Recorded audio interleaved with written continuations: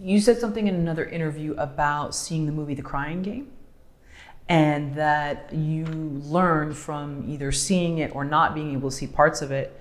You learned about boundaries and censorship from the point of like an audience or something. I was just wondering if you could expand on that, because I thought that was fascinating. Oh, cool. The story and everything. Yeah, well, so sort of I have a predilection to make violent movies. I've always been attracted to them. Kind of harsh realities and violent instances. And that's where creatively I am attracted to. So it all started, I at one point pinpointed this moment. My mom was a single mom bringing me up in New York, and she wanted to go see the film The Crying Game over at the Angelica Film Center in New York City. So she took me because she couldn't get a babysitter. So I went with her, and there's a very violent scene in The Crying Game with, what's that great Irish actor's name? I can't remember his name. Steven Rea. There's a violent scene with Steven Rea and and the love interest, who's also a transvestite. And my mom knew it was coming. So she said, hey, she took me outside the theater and said, can you sit with an usher, and I'm gonna go watch this scene because I want to see the film. But she knew it was coming because her friends had told her. So, so I knew, well, I'm not supposed to watch this. Like, I gotta see this. So in the doorway of the Angelica Film Center was a porthole that you could see into the theater. And I watched the scene through the porthole out of the door with no sound. And it was that moment that I knew I wanted to be part of transgressive cinema, where I couldn't put a word on it then, but now I think I understand more, is that I wanted to break down that doorway between the audience, between what you're not supposed to see and what you can see. And I think that's what I learned in that moment, was this idea that as an audience member, there's these violent moments and we're allowed these glimpses into them. And there was like a certain voyeurism, a certain taboo that I wasn't being allowed in on. And that's all I ever wanted to do since then in these films. So yeah, that moment was very, informative to later, 20 years later when I actually got the chance to make a movie. And I realized, why do I have this predilection for violence? Why do I want to always push it? It's because it was something that was taken away from me that I couldn't have. And that even drew me closer to it. That's interesting, because it goes back to what you said earlier about like living these two different realities, and how there's people that could be right next to you and they're living a different reality than you. And I can remember being younger, and I grew up in somewhat of a conservative town, and there were kids that I played with that weren't allowed to watch public television. And to me, I wasn't, I was watching Three's Company, and that was probably too progressive for my age, And so I just think that's interesting that having been sort of kept from you. Oh yeah, I mean, that's what's fascinating to me, right? And I think that's like kind of what's created great. I mean, you look at Scorsese or Paul Schrader, right? Both grew up in very conservative religious households, right? Paul Schrader didn't see a film till he was over 18. And all his films kind of deal with violence, this lack of faith, this alienated outsider in a world that doesn't want him. So it's totally affected them. I, on the other hand, was almost allowed to see too much. So this moment of not being allowed to see something was really, and being inhibited, really to me proved that there were boundaries that people didn't want you to cross as the viewer, but I wanted to cross them. So I think, yeah, it's the same thing, right? Like we're products of our environment. And I think that might push us totally in the other direction than intended by, the person in charge. Very true, yeah. And you were raised by two artists, which is interesting because most people, it seems like a lot of people are raised by people that aren't artists, and then they prevent their kids from wanting to be artists because they want to save them from some of the harsh realities of doing anything creative. So how was that, being raised by either one person or knowing that two parents that you had were creative? I mean, it was a pretty interesting childhood for sure. My mom and dad, they came here from South Africa in the 70s to escape apartheid. And they were just very anti-apartheid and anti the political systems of Africa at the time. So they came here, and my dad was a filmmaker, my mom was an actress, and eventually they went their different ways.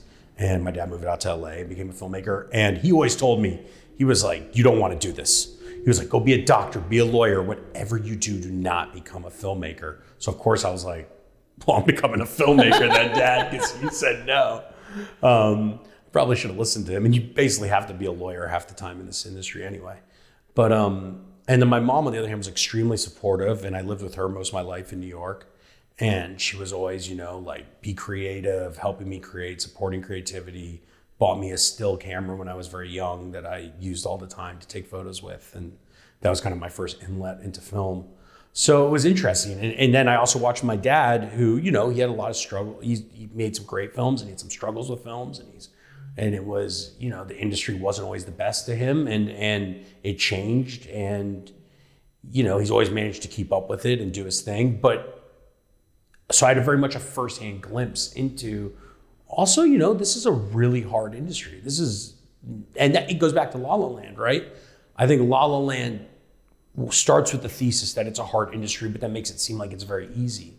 And for me, I think there's a lot of us that, you know, we let a lot ride on the filmmaking, on being a filmmaker or being an artist. And when it doesn't work out, it really hurts. And I saw that firsthand as well. And I've had it happen to me firsthand with different, you know, you put something out there and maybe the response isn't what you wanted, and it's like your child. So yeah, I was very lucky to have supportive parents, and I was lucky to have an insight, and I'm pretty crazy that I wanted to go do this, but I couldn't imagine doing anything else in the world. I get the sense, and maybe I told you this when we had you on the panel, but that you've always been like 2 decades ahead of people, like even growing up.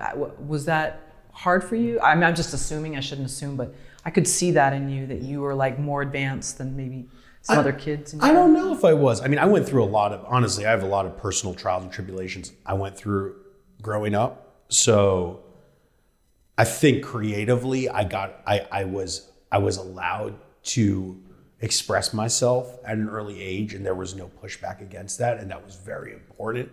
On the other hand, I think with that, I was a terrible student. I was not great, always socially, younger, you know, got in a lot of trouble, got arrested, all that stuff. Like, so that came with that. So I think, you know, there is a give and take to everything, but I am very grateful that I got to be creative at a young age, and that was supported, and that no one ever really pushed me in any other direction. And I feel blessed in that way, because I know a lot of people who are amazing filmmakers now, and it took a lot, you know, they had to reject their family's wishes and move away from home and go far away, and they're super successful and really fantastic artists. But there came from the opposite, where they really had to push back against the world that they were brought up in. So, you know, I think it's, you know, the luck of the draw a little bit. I think on your website, you had a quote that just said that you have to be obsessed, or maybe it was a Q&A, you have to be obsessed to make this work.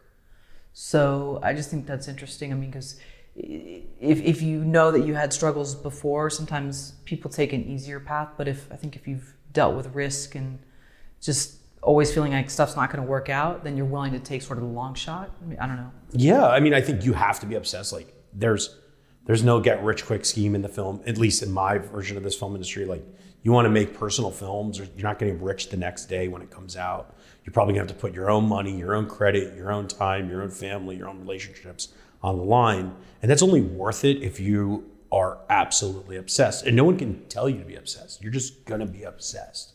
It's gonna overwhelm you and take you. And then in the end of the day, you're gonna have to put it out in the world. And when it comes out there, you're done, you know, you've done your job. And yeah, I really do think that this is a film industry that filmmaking, more than the industry, because the industry is a whole other thing, but I think almost anyone who works in the film industry is absolutely crazy. You have to be, right? Like, sure. Yeah, there's no reason to do this. You can work at a bank, you can have a great life.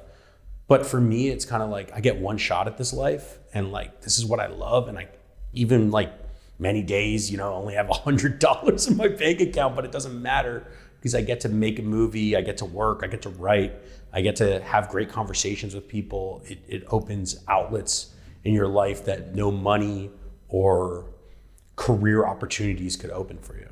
Well, I've known a lot of people that work corporate jobs that aren't happy, and then it manifests into office politics, and, you know, because you're dealing with the same set of people, same dynamic almost every day. And I think that people start to get crazy there too. I think it's just a contained crazy. Absolutely. But I think also we're all trying our best to survive in this crazy world. And there's, all the rules that people give us seem to change all the time.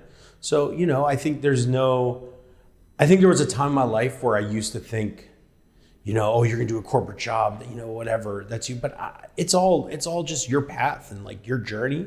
And as a filmmaker, like you're gonna be miserable a lot of the time. You're gonna be sad. You're gonna think you're terrible at what you do. I mean, I was going through it recently. Like I'm editing a new film, and some days like I just want to press the delete button on the whole thing. Like I just don't want to. I don't even want to look at a frame of it anymore. But you got it because it's yours. And honestly, the only reason you have to is because if you don't, no one else will.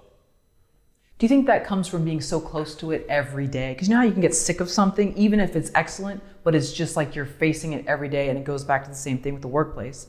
You're in the same place every day, so then stuff manifests. Oh, absolutely. I think it's all about, I'm actually, it's so funny you say this because I'm very much going through this process that I'm struggling with right now. I have a new film that I've been making, and I wrote, directed, I shot it, and I'm editing it. And a lot of that was out of just a financial necessity, because when you're doing small, low budget films, there's just certain voids you may have to fill along the way. B is that's just the way I imagine making the movie. I think it was kind of this mercurial process I saw, and I said, I want to try this. And again, it comes back to obsession. I'm obsessed and control freak. And I think almost all filmmakers are control freaks. Actually, everyone I met, and I'm very messy in my life, but my films is where I get to like be the control freak. Uh-huh.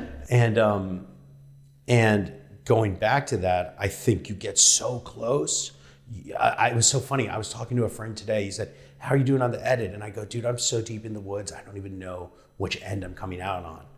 And he was like, yeah, but this one day this will end and you're going to come out on one side of the woods. So just keep going. And that's kind of, it's like the Elizabeth Warren, what's the Elizabeth Warren slogan, she persisted, that's kind of the way filmmaking is. You just have to persist. You have to persist at every step of it. But yeah, it is very hard to be close, and it's very hard to detach yourself from something that you really love, and let it go. In every edit is you letting go of something you love, and then it turns to you hating it. And then you're kind of in a crazy place. Well, with The Queen of Hollywood, how was that once you screened it? And then I think you have distribution for it, right? Yeah. So, and then like the whole sort of sexiness of filming it is over, the editing part where maybe it's more traumatic, and then now it's out in the world. What is that like? The good and the bad of that? Wow. Making Queen was one of the most, if not the most transformative experience I had as a human being. There was a lot of reasons why I made that film. I was going through some very personal, dark situations around me. And I basically was like, to understand this world, I have to make a film at this point because I don't really know where else to go.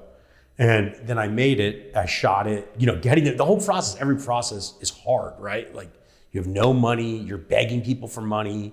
And the amazing thing is people help you.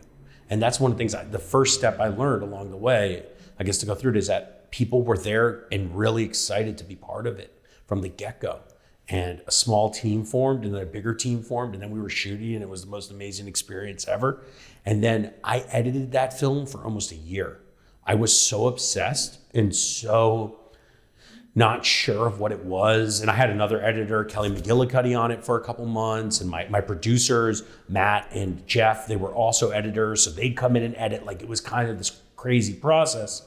And we'd send it to festivals and we'd get rejected. And then a festival would say, no, we want you. Actually, we're not going to take you. Just a crazy, I have many stories. No one's, you never know. And then at a party, I met Michael Repsch, who runs Dark Star Pictures. And we just hit it off, and I sent him the film. I went through every other channel in the world you're supposed to go through, and I met a guy at a party who was like, I dig this film, let's do it.